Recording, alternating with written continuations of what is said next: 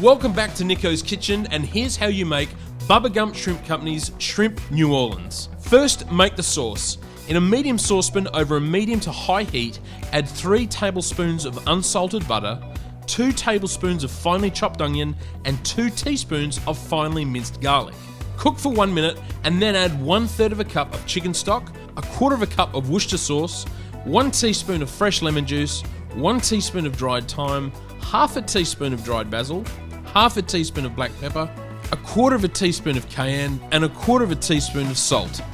Mix well and cook for 3 minutes, and then add 1 cup of heavy cream and stir through.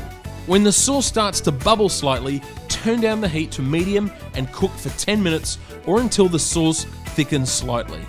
Turn off the heat, cover, and put aside to keep warm. Into a small bowl, get the shrimp or prawn seasoning ready.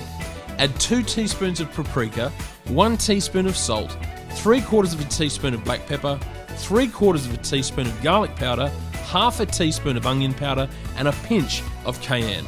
Mix well. Onto a baking tray lined with baking paper, arrange the raw, deveined and cleaned shrimp or prawns and sprinkle with the seasoning. Turn over and season the other side, and then brush with melted butter and place into a preheated oven at 200 degrees Celsius or 400 Fahrenheit and cook for 7 to 8 minutes until browned and cooked through. To serve, place 1 cup of cooked rice in the middle of the plate, spoon around the sauce, and add the shrimp. Add more sauce and sprinkle over diced fresh tomato and spring onions, and serve immediately. One of the authentic menu items at Bubba Gump Shrimp, and now a recipe you can enjoy at home. And now all we have to do is get stuck into these bad boys.